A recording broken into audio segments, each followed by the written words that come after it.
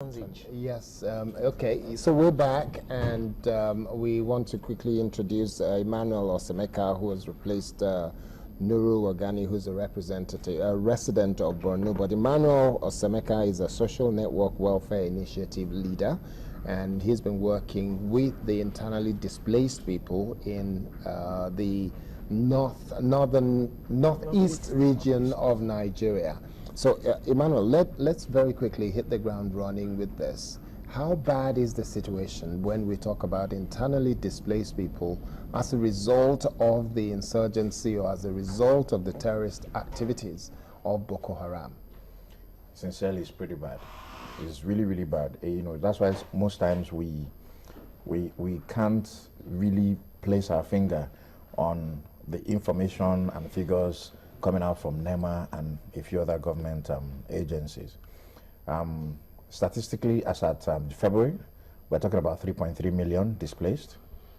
These are people that have registered, and you can point your fingers at them and you know where they are. Now, we also have another set of people who have not registered. You know, these people are living in communities, they're living in settlements, some are even not in any of the places you can call settlement. So it's a bad situation. And for us, we believe that government can do much more than they are doing at the moment. What would you expect the government to do? It is simple. Let me give you just a quick picture of what you have. Like in one state, you have thousands of IDPs and you have only one camp. One camp that can house about 800 people, and you have over 20,000 others outside the camp, and you cater for less than 1,000. I mean, we're not doing that. You can't call that a mitigating intervention. That's more like a selective kind of intervention. So you have just NGOs coming out to help those other people who are outside of the camp. You have that spread across the 5 states: Bauchi, Gombe, Yobe, Borno, Adamawa State. Now, how safe is it for you to, for NGOs and other bodies to operate in these places? It's relatively safe because we work with the security agencies as well.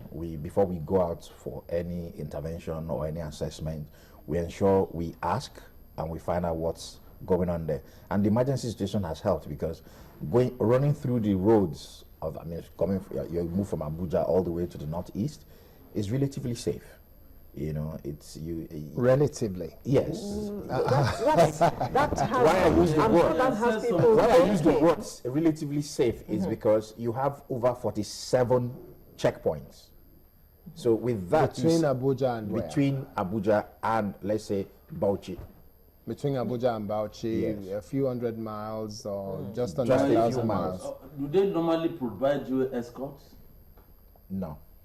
They don't. Okay, so How let do me you move around inside the place? when you're going on this kind of journey you just described? When we go on this journey, it's more like it's a personal journey because we're NGOs, we're not government agencies. No. So we're not. It's for you to get security, you have to sort of pay for it. Yeah, I mean, the Chibok girls were private people in their dormitories, and they were abducted. They disappeared. Well, for us, we are not like the Chibok girls because those ones where they were vulnerable.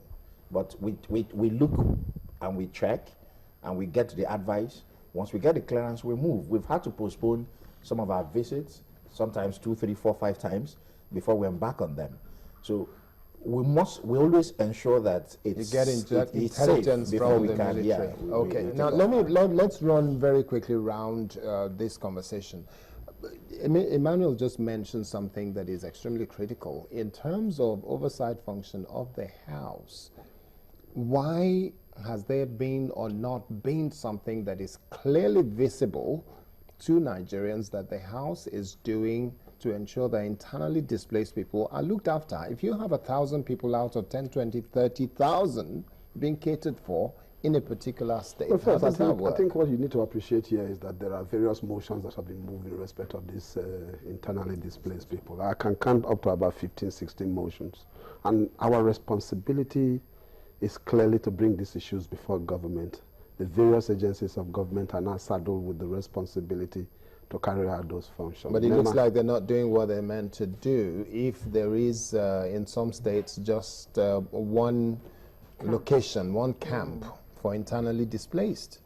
I think what we need to do is to find out from the committee on NEMA to see precisely what is going on, so that we can be able to find some solutions to this issue. And if you look at it also in respect of the issue of voting, there's a specific amendment going on at this particular time to, amend the INEC Act to make sure that they create an opportunity for them also to vote. Okay, Honorable Ajayi, some people are alleging, and even online now, some people are alleging that this has become so much of a party politics issue that even the oversight function of the House is not taking very deep look at it, because from what the Deputy Majority Leader just said, it looks like the House is not completely very well briefed.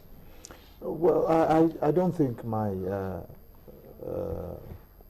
Deputy Majority Leader said that the House is not properly well briefed.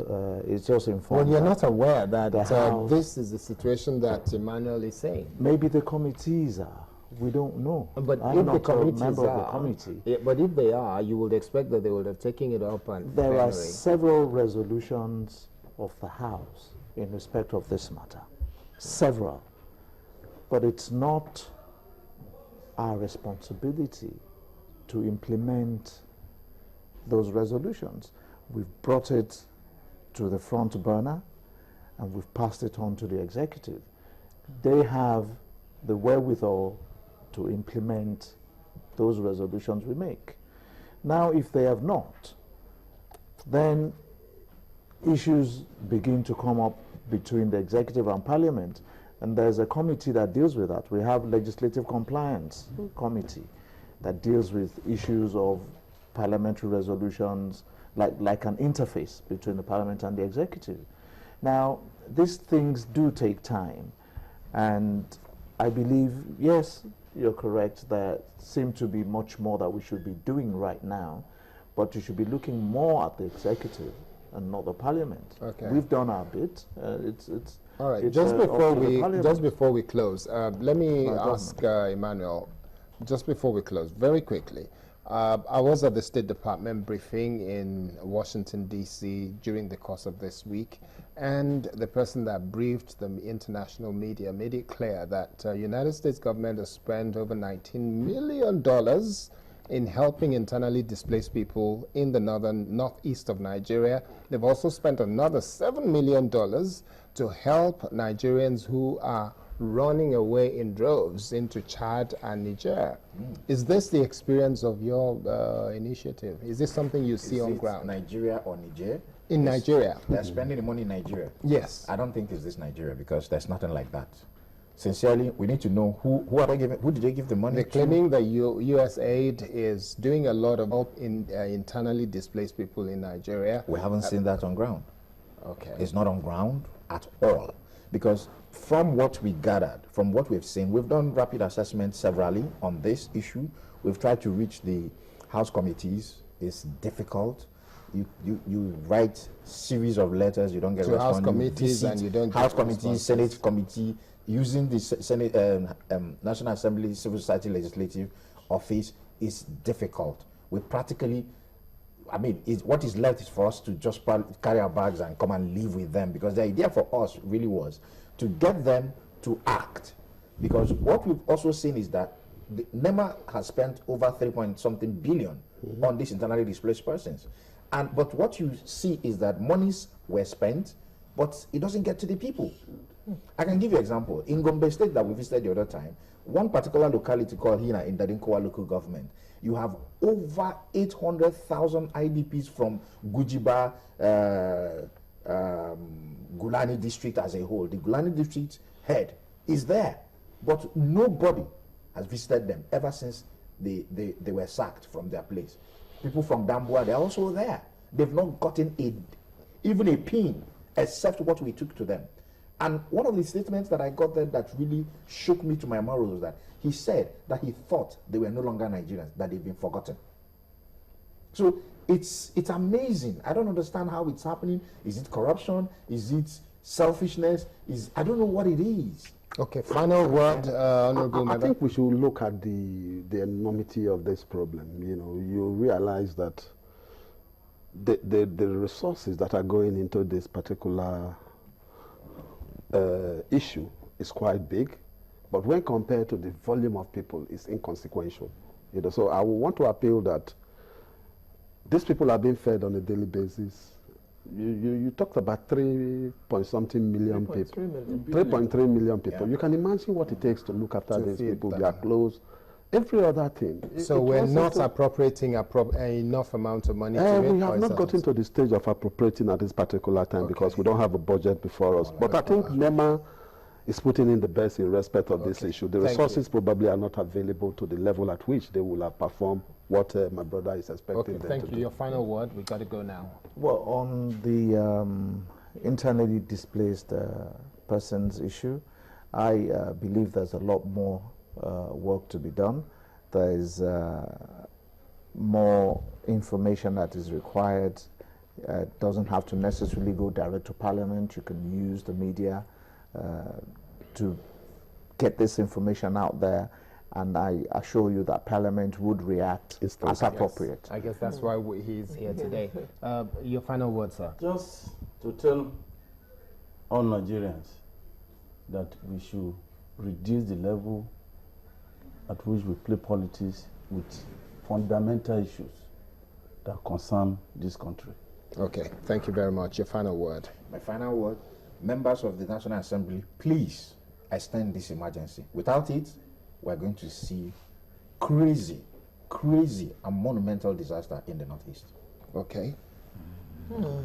I think I'm for state of emergency. I have and my appeal actually is that we should try as much as we can to keep politics out of this. Okay. Sorry, on the events of last Thursday, I believe my final word is it's happened, it's embarrassing, it's a rape on democracy.